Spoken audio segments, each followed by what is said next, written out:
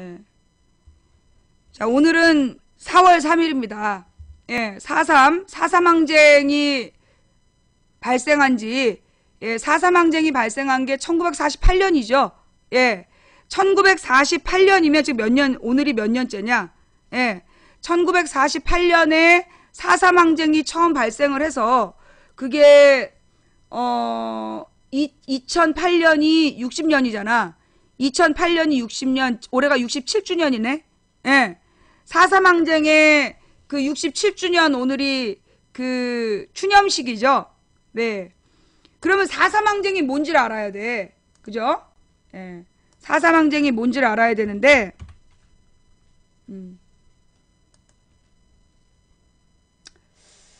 제주도 4.3 사건.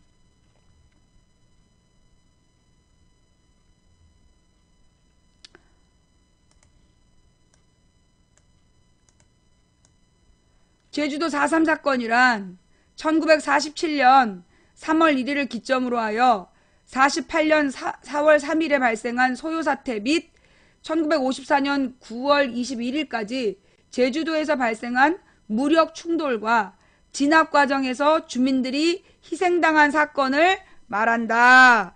예.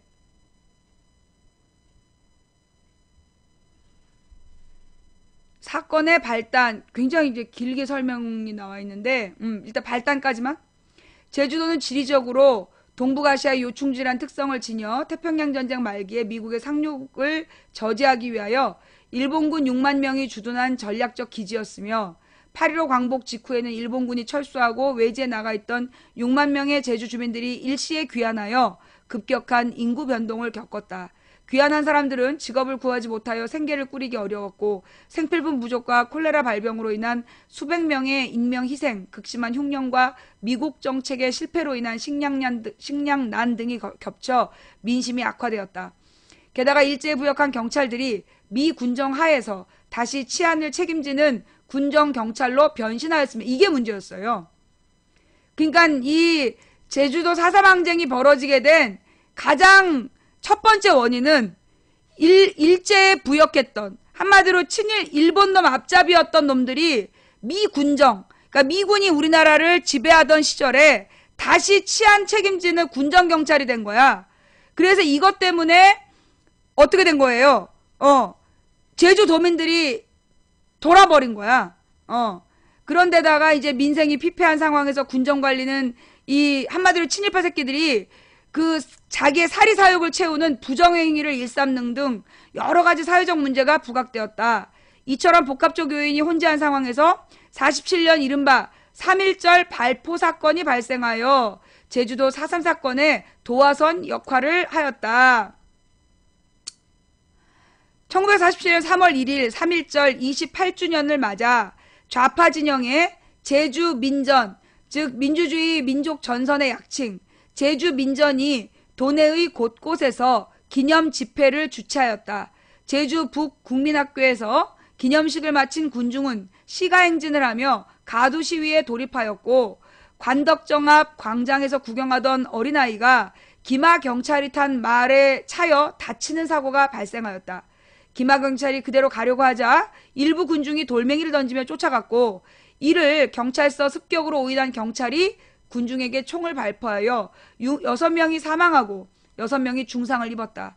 또한 관덕정 쪽에서 총성이 나고 피투성이의 부상자들이 도립병원으로 엎혀 들어오자 부상한 동료 경찰의 경호차 도립병원에 있던 경찰 1명이 공포감을 못 이겨 소총을 난사하여 행인 2명에게 중상을 입히기도 하였다. 당시 조직이 노출되어 수세에 몰려있던 남노당 제주도위원회는 이를 계기로 3월 5일에 3.1 사건 대책 투쟁위원회를 결성하고 반경찰 활동을 조직적으로 전개하였다.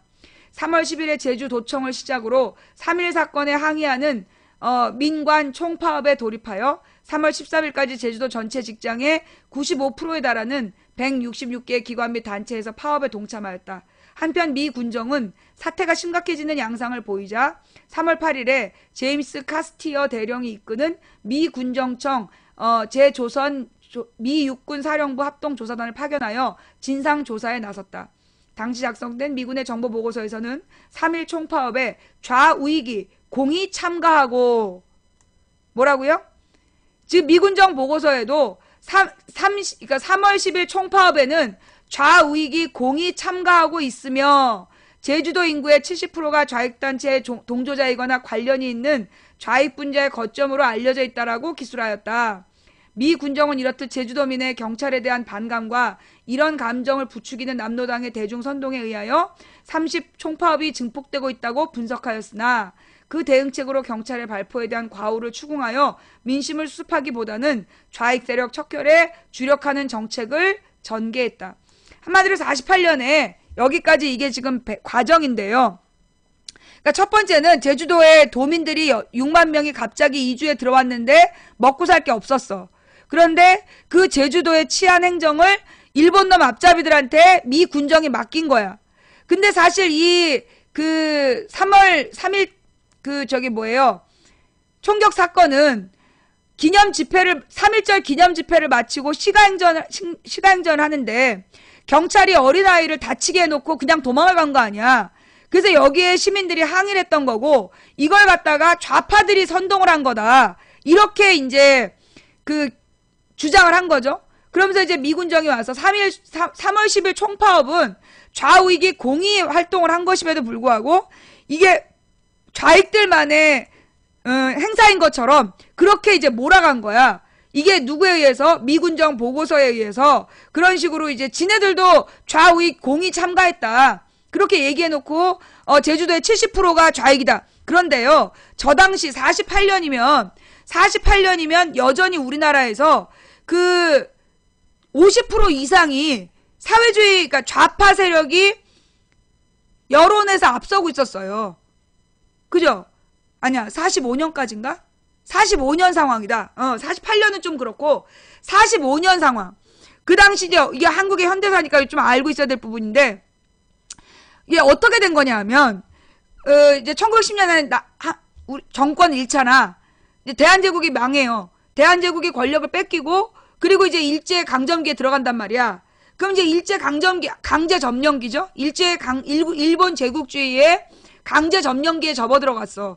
그러면서 10년 동안 퇴영을 하고 그 당시에 나온 게 3일에 한 번씩 패야 된다는 얘기야. 일본군 순사들이 돌아다니면서 그 조선 것들은 3일에 한 번씩 패야 된다 하면서 퇴영을 막 하고 굉장히 비인간적인 그 공포 정치를 했단 말이야.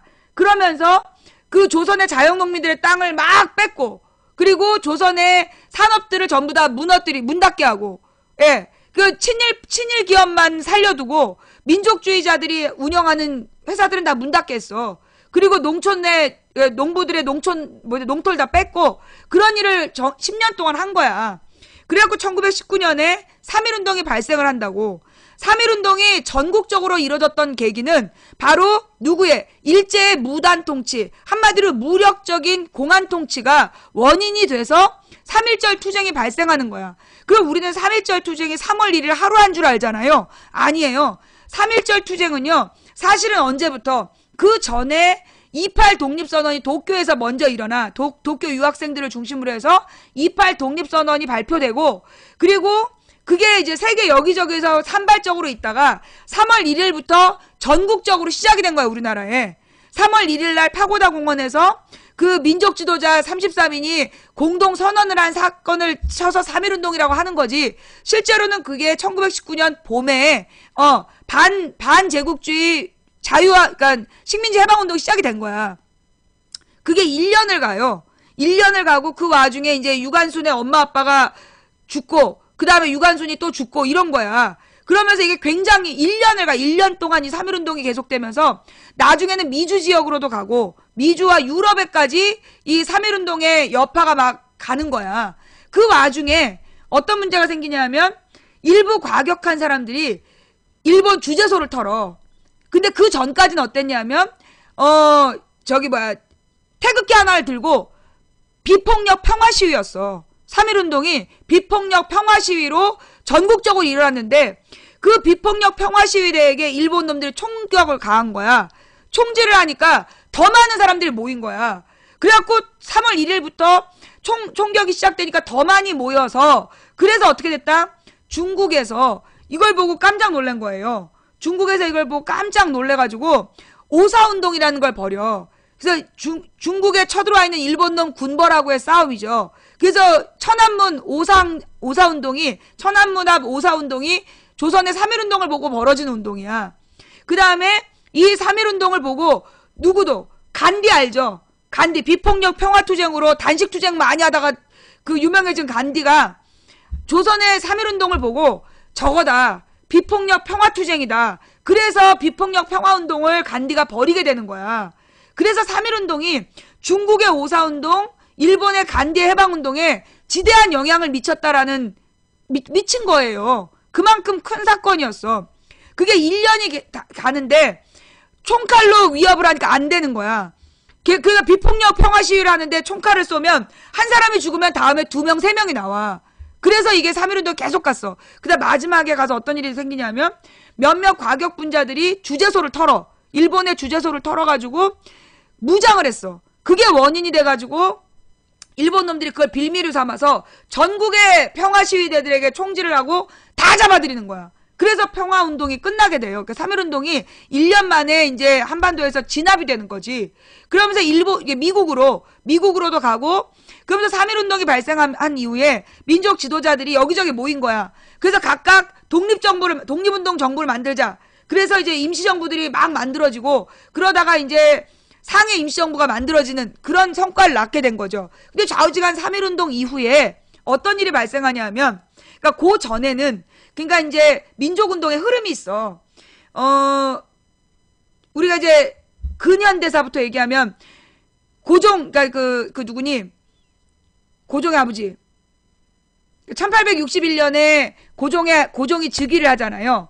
1861년이죠. 1861년에 고종이 즉위를 하면서, 그러면서 이제 이 흥선대원군의 통치가 12년 동안 73년까지 흥선대원군의 시대야.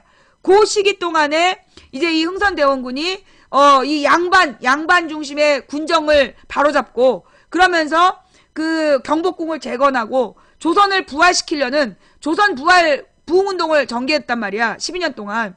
그러면서 외부에서 막 그걸 뭐라 그러니, 무역을 하자. 그렇게 오는 사람들을 다 쫓아내면서 그 척화비를 세우고 이러면서 이제 쇄국 정책이라는 걸 피잖아요. 이 흥선대원군이 왜 그랬냐면 당시에 서양의 문물이, 발전된 문물이 들어와 버리면 아직 조선이 기틀을 안 잡았는데 그 완전히 서양의 밥이 될 수 있다. 그래갖고 거부한 거야, 흥선대원군이. 그러면서 12년을 버텼는데 고종의 부인 왕비 민씨가 점점 고종을 꼬셔. 그래가지고 시아버지를 하고 이간질을 시키는 거야. 이간질을 시키면서 이제 그 흥선대원군을 무력화시키죠. 그러면서 고종 친정체제로 가는 거야. 고종이 직접 정치를 하는 게 73년부터인데 그 와중에 이제 그 강화도 조약을 맺게 되는 거야. 운이호 사건으로 강화도 조약을 맺게 되고 개방 정책이 시작되는 거죠. 개방이 되는 거야. 그러면서 일본에게 한번 개방하니까 미국도 와서 개방하라고 그러고 영국도 와서 개방하라고 그러고 서양 열강들이 다 개방하라고 막 이런 상황이 발생하는 거야. 그래서 그 이제 명성황후가 이 고종이랑 같이 친정을 하다가 바로 76년도에 강화도 조약을 맺고 일본에게 개방을 한 뒤에 당황이 되는 거야. 그래가지고 이제 청을 끌어들여. 막 일본이 막 조선을 다 지 밭으로 만들어 버리니까 청을 끌어들여 갖고 일본하고 견제를 하게 하는 거야. 그래서 이제 이 일본하고 견제를 하면서 청과 일본의 그 약간 이제 청이 이제 들어오기 시작했어. 청이 들어오기 시작했다가 그게 이제 이모군란을 계기로 청이 들어오고, 그 다음에 갑신정변 때 결정적으로 청과 일본이 협상을 맺으면서 그때부터 그 1984년부터 94년까지 청과 일본이 공동으로 이제 조선을 노리는 게 되는 거야. 그래서 이제 84년부터 94년까지는 청일의 대립. 그러다 94년도에 뭐가 만들어져요? 94년도에 그 갑오농민 전쟁이 발생하고, 갑오농민 전쟁을 진압하기 위해서 일본과 청나라 군대가 들어오면서 청일 전쟁이 발생하고, 그 다음에 갑오개혁을 일으키면서 이제 현대사가 바뀌는데, 이게 흐름이야. 어떤 흐름이냐 하면, 처음에 이제 고종 황제 때는 고종이 임금이었던 흥선대원군 시절에는 위정척사파라는 사람들이 조선의 주도권을 잡았어. 권력. 이게 뭐 위정척사파. 이 사람들이 누구냐면 정통 보수야. 조선의 보수. 그래서 그 올바른 것으로 사악한 것을 척결한다. 그래서 유학 중심으로 서학을 배척하는 그런 이제 그 위정척사파가 중심 세력이 되고, 그리고 이 흥선대원군이 그들을 지지해주고, 그러면서 이 사람들하고 대립한 세력이 누구냐면 위정척사파가 보수였고, 그들을 대립했던 게 명성황후하고 친했던 그 이제 고종의 비하고 친했던 그 이제 개화파 애들, 조금 그 뭐라 그러나 외국물 좀 먹고 청나라도 놀러 갔다 오고 일본도 갔다 온 젊은 애들이 중심이 돼서 개화를 해야 된다. 개화해야 된다. 그래서 개화파가 이 흥선대원군의 위정척사파하고 대립을 하고 있었던 거야. 그러다가 이 개화파가 안 되겠다. 뒤집어 엎자. 그래서 일으킨 게 갑신정변이야. 갑신정변으로 개화파는 완전히 박살이 나고 다 일본이나 미국으로 도망가고, 그리고 난 다음에 그 84년부터 94년까지는 청나라 일본, 청과 일본이 조선의 주도권을 다투고, 고종하고 명성황후는 그들을 이용해서 어떻게 왕권을 지키는 게 목적이었고, 그때 이모군란에서 패한 민족운동가들이 만들어져. 권력자들이 아닌 민족운동가들이 이제 만들어지는 거야. 그래서 이 사람들이 농촌으로 이제 막 흩어져 들어가. 그 사람들이 84년부터 94년까지 뭉쳐. 그게 누구야? 그렇게 뭉친 사람들, 그렇게 뭉친 농민들이 누구야? 동학농민운동. 동학운동에 뭉친 거예요. 그래서 이제 이 동학군들이 뭉쳐가지고 이 사람들이 이제 그 동학농민운동을 일으키고, 그러다가 청일전쟁 갑오개혁으로 개혁이 되잖아. 근데 이 일본 청일군이 동학농민군을 완전히 진압을 해. 그래가지고 동학군이었던 사람은 공개적으로 활동할 수가 없었어. 그래서 전부 다 이제 숨어가지고 다 숨어 있었던 거야. 95년도부터는 동학군이 이렇게 지하로 숨어 들어가. 그 숨어 들어갔던 지하에 있던 사람들이 언제 다시 나오냐면 1905년에 명성황후가 시해를 당하잖아. 일본군들한테 시해를 당하면서 그때 을미사변이 일어나고 을미의병으로 나타나는 거야. 민중에서 을미의병으로 이제 나타나. 그래서 갑오농민 전쟁을 했던 사람들이 많이 죽고 살아남은 사람들이 을미의병으로 나타나서 1905년부터 무장항쟁을 준비하는 거야. 그래서 1905년, 1907년에 의병운동을 하는 거죠. 예. 그러니까 이제 미안해. 잘못했어. 을미사변이 1895년이지. 미안해. 1895년에 을미의병. 그 다음에 을사조약이 1905년이잖아. 그래서 1895년부터 1905년까지 을미의병에서 을사의병까지 중요한 변화가 일어나. 뭐냐 하면 동학농민운동이 을미의병으로 변했는데 1895년에 연도 수정 1895년에 을미의병이 됐는데 을미의병이 몇 달 만에 그냥 문 닫아요. 왜 문을 닫았냐 하면 누구 때문에 의병장이 유생들이었어. 옛날에 위정척사파 했던 유생들을 대표로 해서 농민군이랑 연합을 해가지고 을미의병을 일으켰는데 유생들한테 임금이 그만들 물러가시오. 그러니까 예히 그리고 물러갔어. 그래갖고 그때 이 농민군들이 유생하고는 같이 안 되겠다. 그래서 이 사람들이 힘을 키워. 그래갖고 1905년에는 소위 평민 출신의 의병장이 나오는 거야. 신돌석 같은 평민 출신 의병장이 1905년에 나오면서, 그러면서 이 사람들이 무장항쟁의 시작이 돼요. 그래서 1895년부터 1905년까지는 갑오농민군들이 그 의병으로 변화되는 시기. 그 다음에 1905년부터는 조선의 독립을 무력으로 키워야 된다. 그런 사람들이 만들어지는 거야. 그래서 이제 무장항쟁이 1905년부터 중심이 되고 1907년에 정미의병이죠. 1907년에 일본 놈들이 군대를 해산을 해. 군대를 해산하니까 해산한 군대가 어디로?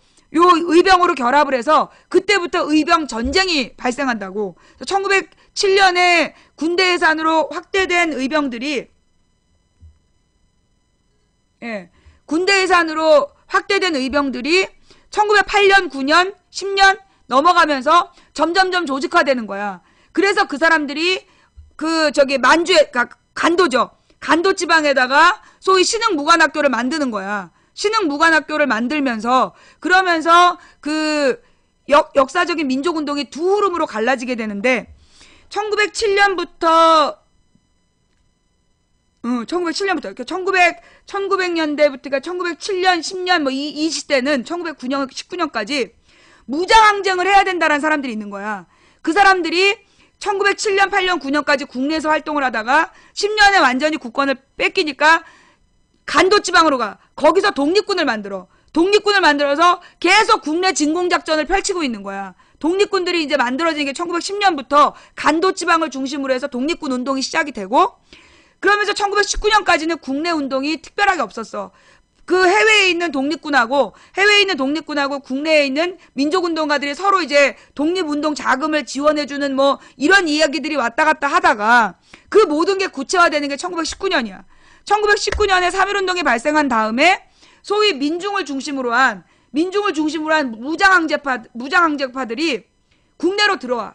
국내로 들어왔는데 들어와서 뭘 했냐. 1917년에 소련에서 볼셰비키 혁명이 일어나잖아요. 볼셰비키 혁명이 일어나고 그 다음부터 1919년에 3.1운동이 일어나. 그래서 1919년 이후에 한반도에 그러니까 우리 조선의 독립운동은 두 층으로 갈라지는 거야. 농민이나 노동자, 백정 이런 사람들을 중심으로 해서 사회주의가 받아들여져. 사회주의가 급속하게 퍼지는 거야. 그리고 소위 이제 옛날에 위정척사 운동을 했다가 의병 운동을 했던 이 사람들은 국권이 피탈당한 다음에 어떤 길을 걷느냐 하면 뺏긴 국권을 다시 되찾아야 되는데 우리가 나라를 잃은 건 우리가 힘이 모자라서 그렇다. 그러니 우리의 힘을 키워야 된다. 그래서 실력 양성 운동이라는 걸 하게 돼요. 그래서 소위 이제 그 유생들, 그 위정척사 운동, 의병의 지도부를 했던 그 유생들은 그 애국 개몽 운동을 그러니까 1895년부터 1905년까지 애국 개몽 운동을 주도했던 사람들, 그 사람들이 이제 민족 운동으로 그 실력 양성 운동이라는 걸 하게 된다고. 나라를 뺏긴 다음에. 그러면서 이 사람들이 1920년대 이후에는 그들은 민족주의라는 소위 김구나 상해 임시정부는 민족주의 계열이야. 사회주의 계열이 아니라 민족주의 계열의 독립운동을 하게 되고 그 옛날에 동학운동을 했던 사람, 그 다음에 을미의병 때 실망했던 농민군, 그 다음에 을사의병으로 그 확대된 이 무장항쟁파들의 일부는 독립운동을 하러 위로 가고 남은 사람들을 중심으로 해서 노동자, 농민, 백정 이런 서민들이 모이는 거야. 그 사람들을 중심으로 해서는 1920년대 사회주의 독립운동이 발생해. 민족주의 독립운동하고 사회주의 독립운동이 10년 동안 경쟁적으로 발전하는 거야. 그러다 그거 두 개를 합쳐야 된다. 지금은 일본 놈을 무찔러야 되니까 이 민족주의 운동하고 사회주의 운동이 합쳐야 된다는 운동이 발생해요. 그래서 나온 게 뭐야? 민족주의 운동하고 사회주의 운동의 통합. 국공합작처럼 합작운동이 벌어져. 그래서 나온 게 신간회야. 신간회 활동.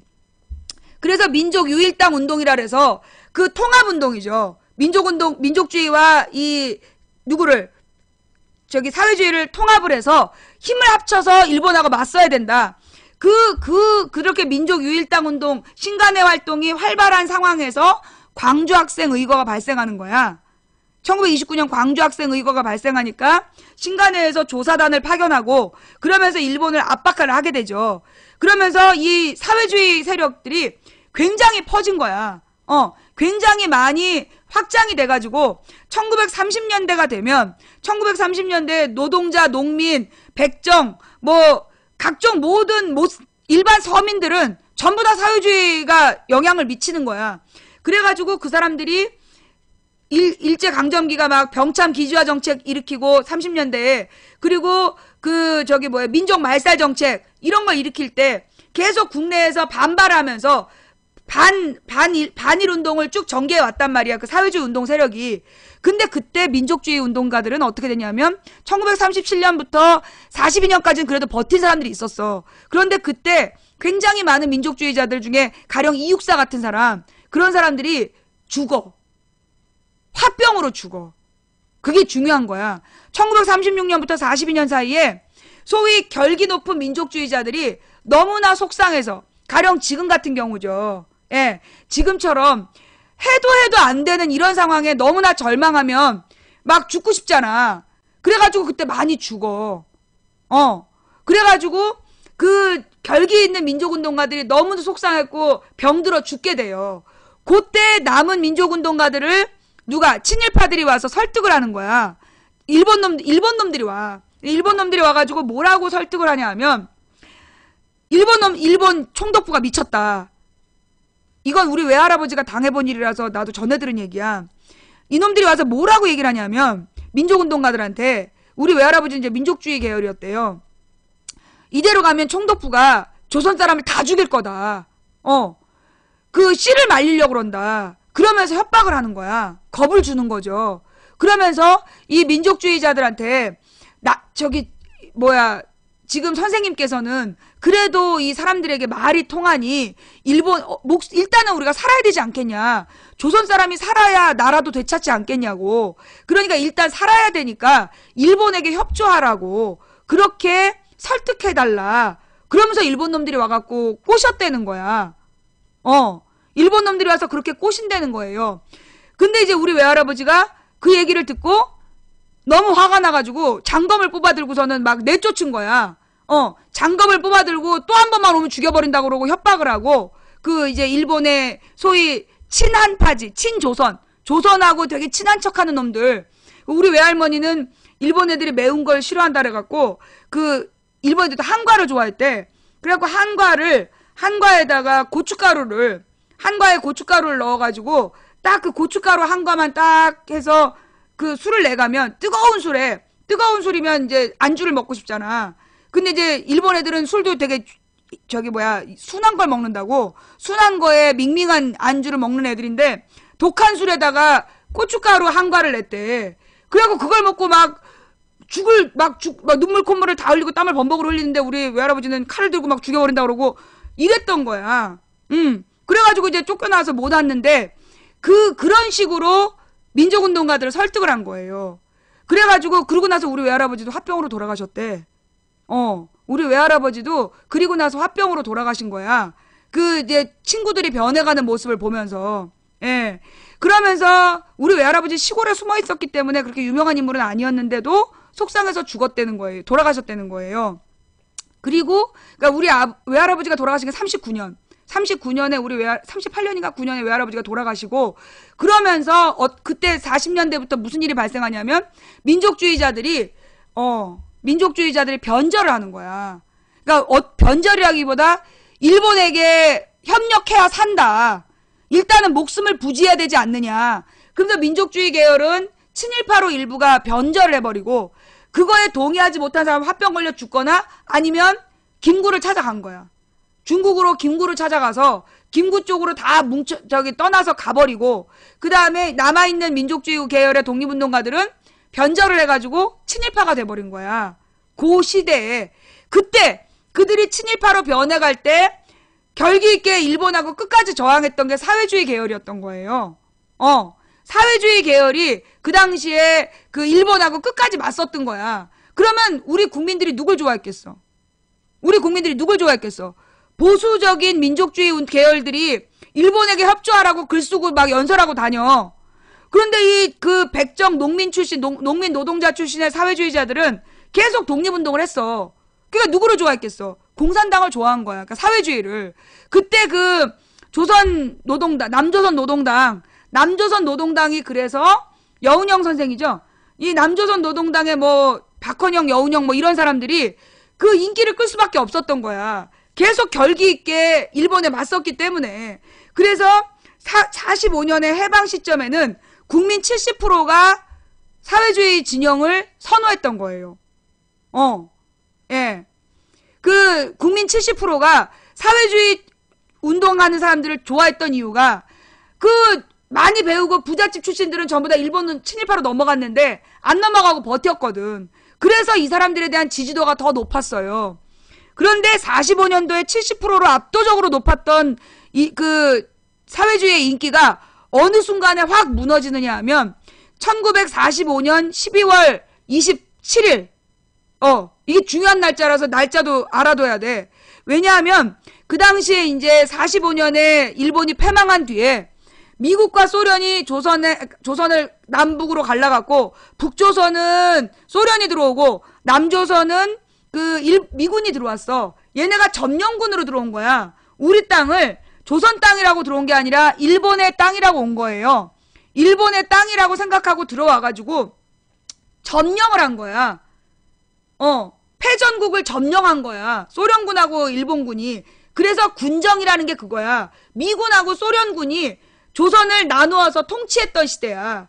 그런데 이제 나누어서 통치를 일단 임시적인 미 군정이 만들어진 다음에 미소공동의회라는 걸 통해서 이 조선을 어떻게 독립시킬 건가 그걸 준비하라고 이제 유엔에서 일임을 했단 말이야. 그런데 소련은 지금 자기네 나라가 급하다. 그러니까 우린 빨리 돌아가야 된다. 그러니까 3년 안에 죽이 되든 밥이 되든 우린 조선을 떠나겠다. 그래서 소련의 신탁 통치하는 45년부터 48년까지 3년 동안만 신탁 통치하는 시한부 신탁 통치안이었고, 미국의 신탁 통치는 아니 왜 3년이라는 기간을 왜 두느냐.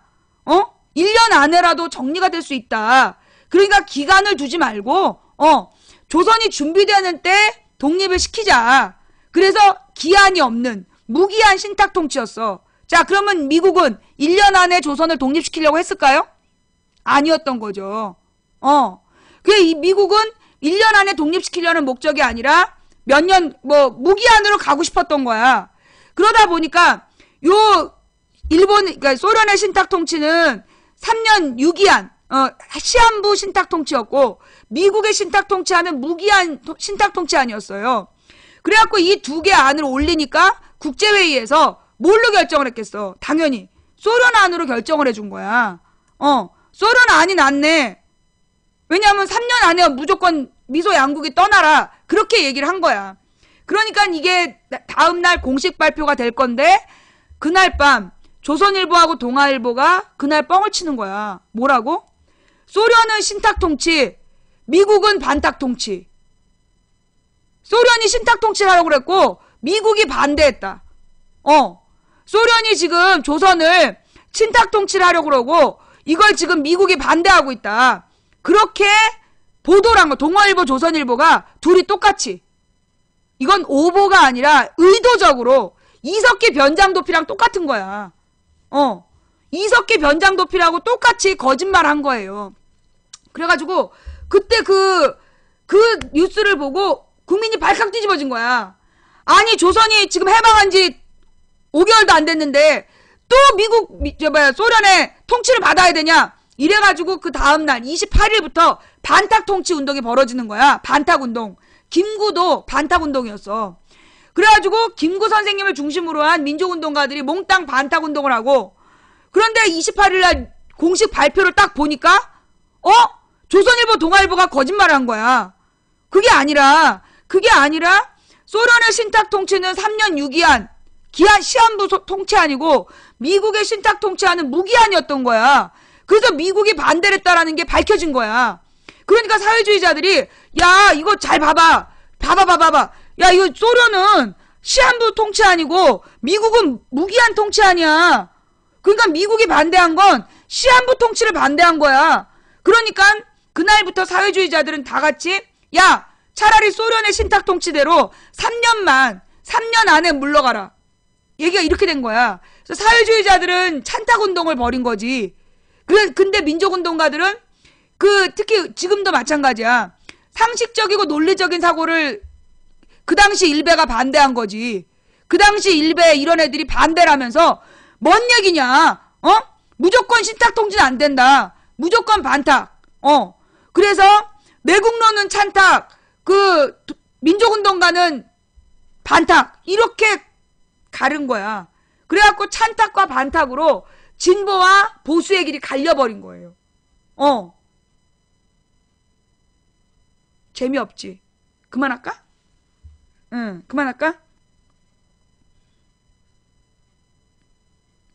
예. 좀 어려워요? 예, 좀 어려워요? 우리 방송 오래 들으신 분은 반복적으로 들으셨는데, 처음 들으신 분은 좀 어렵죠? 예. 그러니까 이제 큰 흐름으로 보면 뭐 위정척사 운동에서부터 뭐 을미의병을 했다가 민족운동으로 이어진 세력이 있고 그들이 보수 세력이었고 그 다음에 소위 이제 그 이모군란을 일으켰다가 동학농민 운동을 일으켰다가 나중에 의병운동을 일으켰다가 무장항쟁을 했던 사람들이 일부는 독립군이 되고 일부는 국내에서 사회주의 운동을 하게 됐다. 그래서 민족주의하고 사회주의 운동을 하다가 그 민족운동가들 중에 정말 결연한 의지를 가진 사람들은 병들어 죽거나 독립운동을 하러 가고 독립군이 돼서 가고 남아있는 민족운동가들이 친일파로 변절을 해버리고 그 다음에 사회주의 운동가들은 계속 독립운동을 했기 때문에 사회주의 세력이 국민의 지지를 다수 받고 있었는데 그 찬탁 반탁 운동으로 보수와 진보의 길이 갈리게 됐다. 거기 동아일보 조선일보에 거짓말이 있었다. 여기까지가 요점 정리야. 그 다음에 이제 45년부터 어떤 일이 발생하냐면 문제는 이승만이야. 이승만의 존재. 원래 이승만이 1919년 3.1운동이 발생하고 나서 그해 8월인가에 한성정부라는 걸 만들어. 그게 얼마나 골 때리는 거냐면 자기가 아는 사람을 이제 불러 모아요. 13도 대표라고 그러면서 자기가 아는 지역별 대표를 불러 모아. 그래갖고 자기가 통령이 되겠다 그래. 그래가지고 각 13도 대표라는 아는 사람 몇 명 불러 모아갖고 지가 한성정부의 통령이 된 거야. 근데 그 당시에 더 많은 사람들이 상해 임시정부로 모인 거야. 그리고 이제 각 곳에 많은 이제 임시정부들이 있었는데 그 임시정부 이 한성정부에 사람 별로 안 꼬였어. 그러니까 이승만이가 상해로 가가지고 야 내가 서울에서 내가 각 13도 대표한테 내 짱 먹었다. 그래갖고 상해 임시정부가 그래? 그러면 네가 짱해? 그래갖고 초대 통령으로 그 이승만을 세워준 거예요. 초대 대표로. 근데 이승만이 1920년에 상해 임시정부에 짱을 먹은 다음에 한 짓이 뭐냐? 미국에다 편지를 보낸 거야. 미국이 조선을 먹어달라. 일본 놈들을 무찌르고 미국이 조선을 먹어달라고 편지를 썼어. 그 편지를 쓴 게 23년에 발각이 되는 거야. 미국에서 그 소식이 다 돌아와가지고 23년에 이제 이 상해 임시정부에 그 이승만의 친서가 발견이 된 거야. 미국으로부터 이제 누가 빼갖고 온 거지. 이승만이 이런 짓을 했다. 발칵 뒤집어지면서 상해 임시정부가 거기서 끝장이 나요. 실제로는 그렇게 된 거야. 실제로 그 23년 그 사건이 컸어. 그래가지고 그 이승만의 편지 때문에 상해 임시정부가 풍비박산이 되는 거야. 박살이나. 그때 안창호 선생이 사람들을 이제 불러 모아가지고 그래도 우리가 포기할 수 없다. 그래갖고 이제 상해를 떠나서 떠돌이 정부가 된 거야. 떠돌이 정부가 된 게 이승만 때문이에요. 그 당시에 이제 물론 모여가지고 거기서 이승만을 탄핵을 해. 그래서 상해 임시정부에서 이승만이 탄핵당해서 쫓겨난 거야. 이승만이 쫓겨나가지고 미국으로 도망을 간다고. 근데 미국 가갖고 자기가 상해 임시정부에 외교사절이라고. 그게 자기가 미국에서 독립자금을 모아서 조선으로 보내는 일을 하러 왔다. 그래갖고 거기서 조선에 가는 미주 지역에 막 하와이에 농민으로 가 있던 사람들, 그런 사람들한테 돈을 모아갖고 지가 90% 먹고 10%만 상해 임시정부로 보낸 거야. 이승만이. 그런 거야. 그 짓거리를 45년까지 했다니까. 45년까지 이승만이 1923년에 쫓겨나가지고 45년까지 20년을 그 짓거리를 했어. 그리고 나중에 이제 안창호 선생 뒤에 이제 김구 선생님이 나타나서 좀 더 강력한 정부를 만들어. 그러면서 그때 이제 김구 선생님이 집권을 하면서 누가 결합을 하느냐 하면 바깥에서 활동을 하고 있던 사회주의 무장항쟁 세력. 그때 김원보하고 누구 중요한 인물들이 있는데 그 되게 유명했던 독립군 부대, 그러니까 사회주의 독립군 부대가 김구 선생한테 붙는 거야. 김구 선생한테 붙고 김원봉 선생님이 이제 김구 선생님한테 들어오고, 그리고 두봉은 모르겠어. 김원봉 선생님이 하여튼 온 게 되게 컸어. 그런데 이제 왜 그랬냐? 사회주의 운동가들도 갈라져요. 사회주의 운동가들도 그 당시에 1920년대에 뭐 소련으로 이제 도망을 갔었어. 도망을 갔는데 거기서 이 소련군이 막 대량 학살을 하고 막 그러니까 자유시 참변이라는 게 발생을 해. 그래가지고 그 사회주의 계열에서도 분열이 생긴 거야. 이게 무슨 일이냐. 그러면서 소련이 김일성을 좋아한다. 소련이 김일성을 선택했다. 그래서 김일성에 동의하지 않는 사회주의 세력들이 다시 돌아와서 떠돌다가 김구랑 합치고 이 김일성을 중심으로 한 사람, 김일성이 소련의 지지를 받으면서 이제 북한으로 들어온 거지. 그리고 이제 이승만은 미국에서 막 미국의 정치인들하고 발을 넓히면서 뻥을 까고 사기를 치고 다니고 있었던 거고, 그러다가 김구 선생 이제 해방이 되니까 김구 선생님이 대한민국 임시정부, 근데 이 김구 선생님이 그 당시 어떻게 했냐면 연합군에 참전을 해요. 그래서 대한독립군이란 이름으로 대한광복군이지. 대한광복군이라는 공식 명칭으로 연합군에 참전을 해가지고 임무까지 맡았어. 역할까지 맡아서 그 대한민국 임시정부 대한광복군이 공식적 조직으로 인정을 받았단 말이야. 유엔 연합군 안에서. 그럼 해방이 되면 누구를? 김구 선생님과 이 대한민국 임시정부를 인정을 해줘야 되잖아. 그런데 미군정이 못 들었는데 이러는 거야. 여기서 미군정이 이 새끼들이 못 들었는데 그렇게 얘기를 해. 우리는 이승만은 알아도 김구는 모르는데 이렇게 얘기를 하는 거예요. 이승만은 알아도 김구는 모르겠다. 왜? 이승만이가 그때 메가더한테 막 편지 쓰고 첫 번째 편지도 메가더한테 썼던가 그래.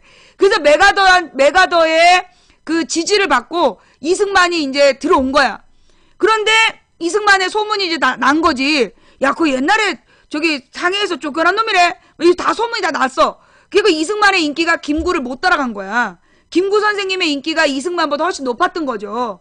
왜냐하면 김구 선생님은 정말 막 뭐라 그러나 전설적인 독립운동가였기 때문에 이승만이는 뭐 했지? 이런 분위기였던 거지.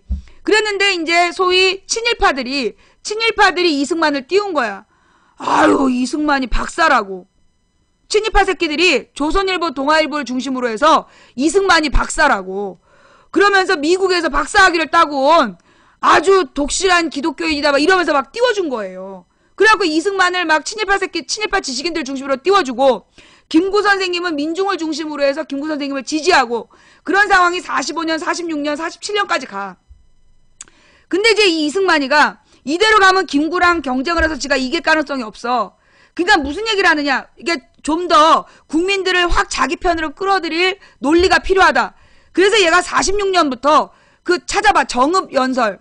정읍에서 처음으로 발언을 한 거야. 얘네들은 꼭 전북을 이용을 해.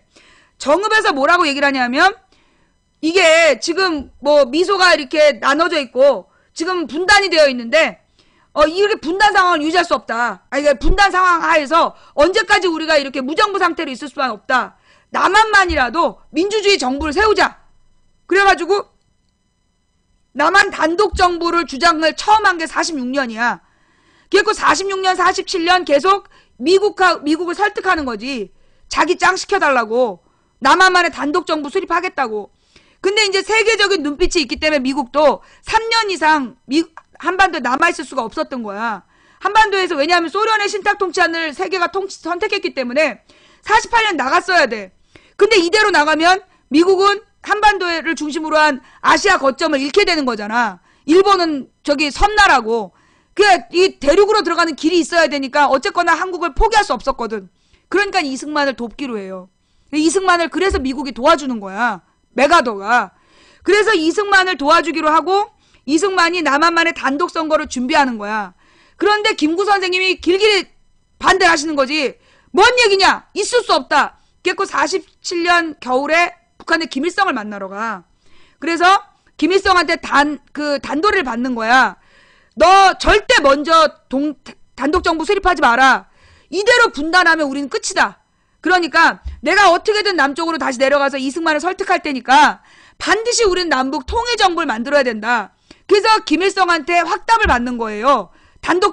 북한의 단독정부 수립하지 않겠다는 그 확답을 받아갖고 넘어왔는데 이미 이승만이가 5월 달에 단독 선거를 해버렸어.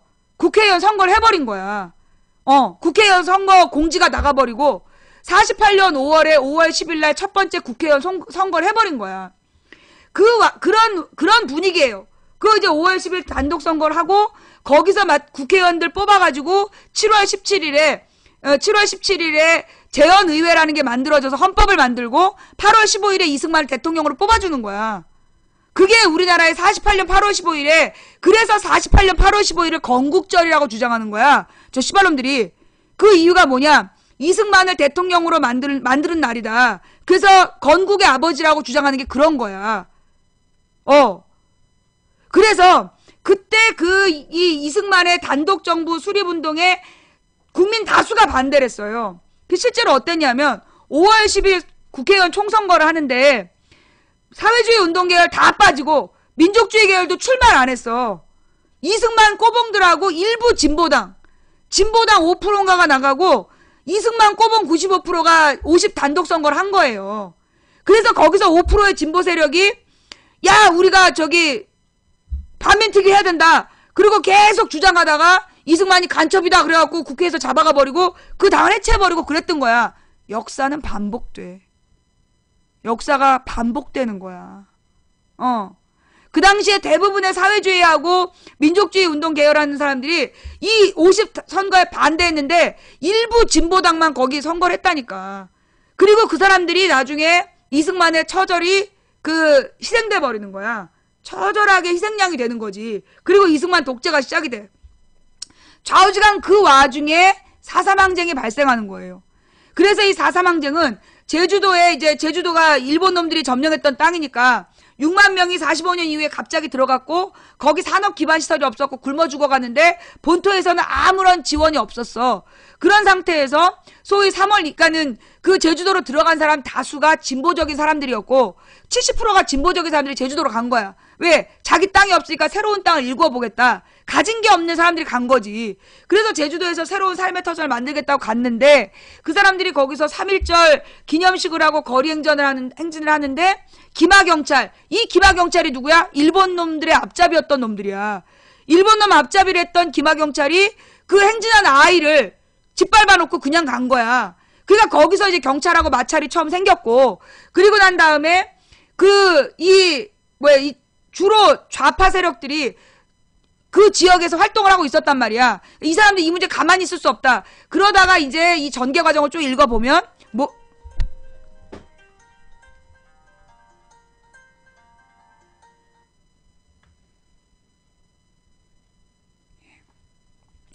그래야 이제 그 다음 부분에 뭐가 나오냐면 이승만 욕하지 마라. 꺼져!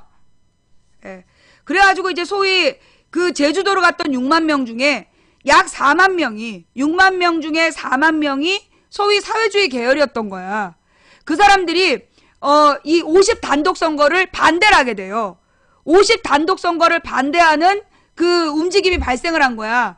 그러니까 4월 3일 날 4.3 항쟁의 중심은 뭐였냐면 50 단독 선거 반대 운동이었던 거야. 명분은 그러니까 구체적인 명분이 남한만의 단독 정부 수립 반대한다. 그랬는데 그걸 미군정이 와가지고 쓸어버린 거야.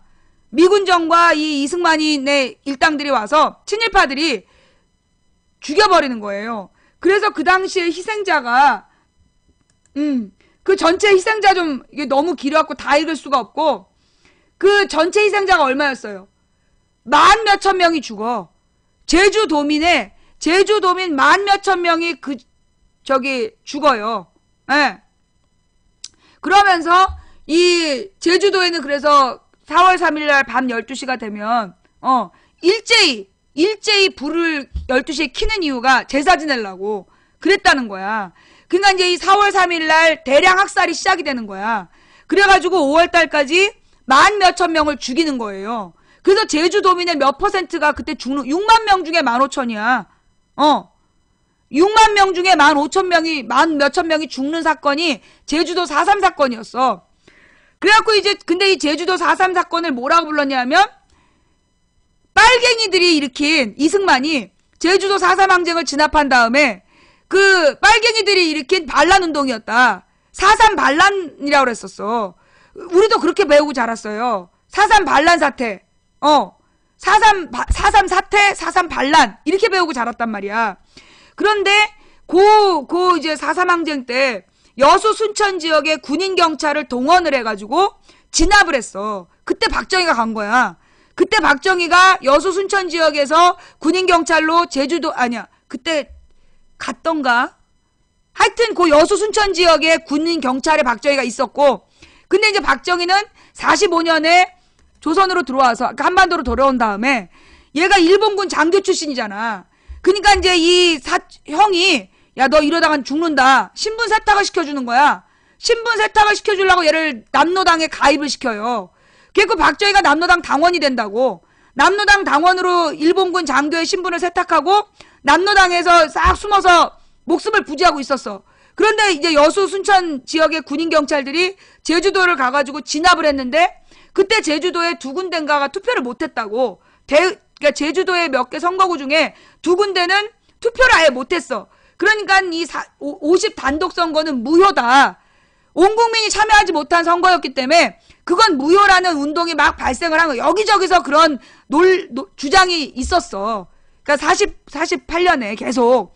그러다 48년 10월에 여수 순천 지역의 군인 경찰들이 소위 여순항쟁이라는 걸 일으키잖아.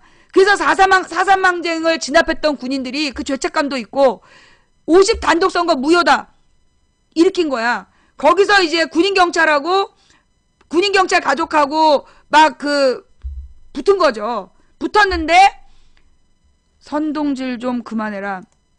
아, 이게 교과서에 나왔던 얘긴데. 요거 미국에선 다 이렇게 알고 있는데 이거 미국의 교수가 쓴 내용이야. 미국의 교수들이 다 쓴 내용인데 이 선동질로 보이면 네가 흔들린 거지. 네가 흔들려 놓고 왜 나한테 그래. 그러면서 이제 50 단독 선거 반대 운동을 했던 여수 순천 지역의 군인 경찰들, 그 군인 경찰들이 처음에 주축이 돼서 시작이 됐는데 나중에 군인 경찰하고 소위 그 사회주의 세력하고의 대립으로 그러니까 무력 충돌이 일어나. 그리고 난 다음에 그 무력 충돌 이후에 그때 군인 경찰의 가족 몇 명이 희생이 된 거야. 그걸 빌미 삼아가지고 여수 순천 지역의 진보 세력을 싹 죽여버려요. 싹 죽여. 그래서 여수 순천 지역이 그 전라도 안에서 다른 거야. 여수 순천 지역은 가면 약간 분위기가 달라. 그 다른 이유가 뭐냐면 그 당시에 여수 순천 항쟁 때 진보적이고 똑똑한 사람을 다 죽여버린 거야 그때. 그 당시에 여수 순천 지역의 진보적인 사상가들을 싹 죽여버렸기 때문에 여수 순천 지역에서는 소위 뭐라 그러나 진보 세력들이 없었던 거야. 진보 세력들이 자리를 잡지 못했던 거지. 그래서 거기가 약간 전라도에서 좀 잘 살고 좀 약간 분위기가 달라. 그리고 여수 순천 지역에다가는 박정희도 굉장히 투자를 많이 했지. 그러니까 남동임의 공업지역을 여수 순천까지 확장시켜준 거 아니야. 그게 그런 거였어요. 근데 좌우지간 그 여순항쟁이 이제 발생하는 것도 4.3항쟁 때문이었던 거지. 근데 좌우지간 그래가지고 이제 제주도의 4.3 사태를 4.3항쟁을 1990년대까지는 입도 뻥끗하지 않았어요. 공식적으로 국가에서 4.3 사태란 말 하지 않았다고. 노태우 때까지도 4.3이란 말을 안 했어. 처음에 4.3 얘기가 나온 게 김영삼 때 나와. 김영삼 때 4.3에 대한 책이 나오고 그게 무슨 다큐멘터리인가가 나와요. 물론 우리 같은 사람들은 그 대학교에 가서 4.3 사태에 대한 그 기록들을 보게 되지. 대학교의 선배들이 보여주는 4.3 항쟁의 기록들을 이제 보게 된 거야. 그래서 그런 일이 있었다는 걸 알았지만 국민들이 전체적으로 4.3 사건을 알게 된 거는 김영삼 때야. 김영삼 때 처음으로 알게 됐고 김대중 정부 때 4.3 항쟁에 대해서 4.3 사태에 대해서 4.3 항쟁의 희생자들의 명예를 회복해달라. 우리는 빨갱이가 아니었다. 그 얘기가 나와. 근데 김대중 대통령 때는 차마 그걸 못하는 거야. 왜냐하면 그 당시에 조선일보 동아일보가 디립다 까댔기 때문에. 편향이 아니라 이게 다 교과서에 나왔던 얘기라니까. 네가 배운 뉴라이트 교과서가 잘못된 거야.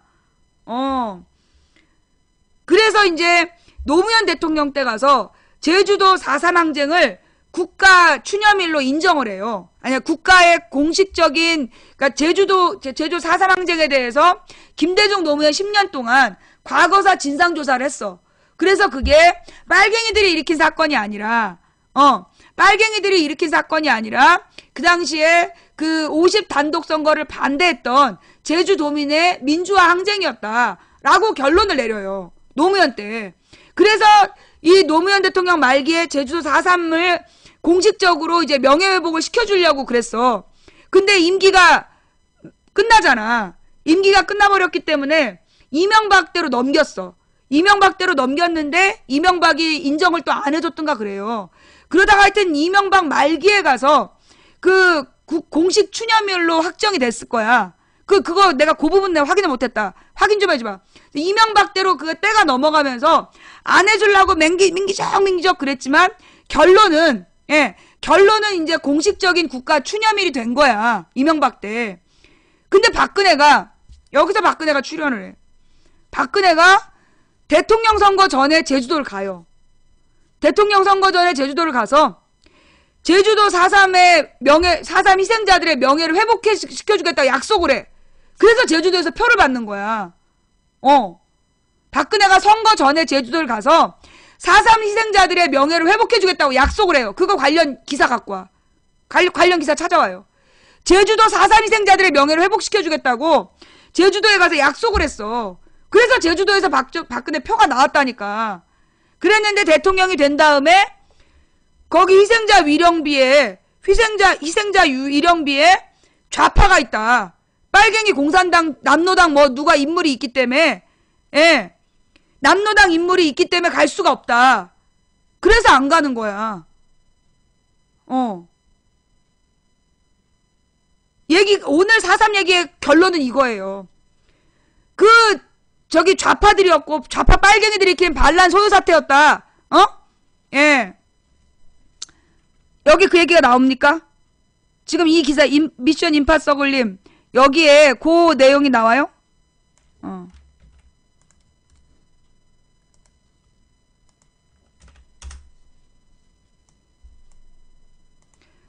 박 대통령 4.3 추념식 불참 국민 대통합 약속은 어디로? 박 대통령이 오는 3일 67회 제주 4.3 희생자 추념식에 불참한다. 행정자치부와 제주특별자치도에 따르면 박 대통령이 불참한 대신 이완구 국무총리가 참석하기로 결정됐다. 오늘 그랬겠죠? 박 대통령은 2014년 추념식을 국가 차원의 위령제로 격상시켰지만 정작 취임 후 이 행사에 한 번도 참석하지 않았다. 올해도 원희룡 제주지사가 지난 25일 청와대를 방문해 박 대통령 참석을 요청하고 새누리당 제주도당 지난 23일 그러니까 지가 국가 차원의 위령제라고 격상만 시켜주고 안 간 거구만. 제주도당 지난 23일 기자회견에서 박 대통령의 참석은 진정한 의미로 국민 대통합 시대를 여는 역사적 단초라고 했지만 끝내 불참을 결정했다. 박 대통령의 불참은 예견된 바 있다. 여권에 따르면 4.3 평화공원에 안치된 일부 희생자에 대한 보수단체의 재심 주장이 계속되는 한 대통령의 참석은 어렵다는 것이다. 정종섭 행정부 장관은 희생자로 지정된 일부 인사가 무장대 수계급이라는 논란이 해소되지 않고서는 대통령의 위패 참배가 어렵다고 말한 바 있다. 박 대통령은 2013년 북한이 1호 전투태세에 돌입하는 등 남북대치 상황 등을 불참 사유로 내세웠고 지난해에는 유럽 순방 직후인 점을 강조하고 건강상의 이유를 들어 불참했다. 박 대통령의 불참으로 추념식은 반쪽짜리 행사로 전락하게 됐다. 제주도에서 화해와 상생이라는 4.3 정신이 훼손되고 있다고 비판했으며 야권에선 박 대통령이 100% 국민 대통합이라는 대선 공약을 외면하고 있다고 지적했다. 4.3 희생자들의 명예를 회복시켜준다고 말로만 하고 말로만 때우고 실제로 참석도 안 하고 그러니까 선거 전과 후가 다르다니까. 박근혜와 새누리당은 선거 전과 후가 달라요. 선거 전에는 저기 제주도에 가서 제주도민들의 명예를 회복시켜주겠다고 약속해서 표를 얻고 대통령 되면 쌩까고 작년에 세월호 사건 이후에 세월호를 정치적으로 이용하지 말라 그러면서 대통령의 눈물을 닦아주세요. 머리끝부터 발끝까지 바꾸겠습니다. 선거 끝난 다음에 유가족들어 막말하고. 그래서 새누리당과 박근혜의 그 습관이야. 선거 전과 후가 다른 거. 선거 전과 후가 홍준표도 그랬잖아요. 선거 전에는 박근혜 홍준표가 선거 전에는 무상급식을 전 모든 학생에게 확대해야 된다고 약속하고 홍준표도 무상급식을 확대해야 된다고 얘기해서 당선돼 놓고 당선된 다음에 쌩까잖아요. 홍준표도 그랬어요.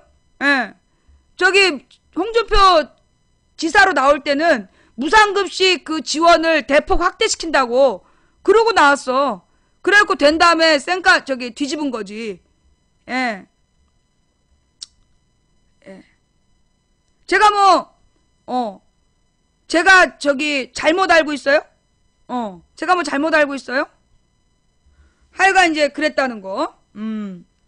그러면서 이제 자연스럽게 이어지는, 근데 여러분들 중에 저한테요, 텔레그램이나 문자로 뭐 이 관악선거에 대해서 얘기 좀 해주세요 이런 분들 참 많아요.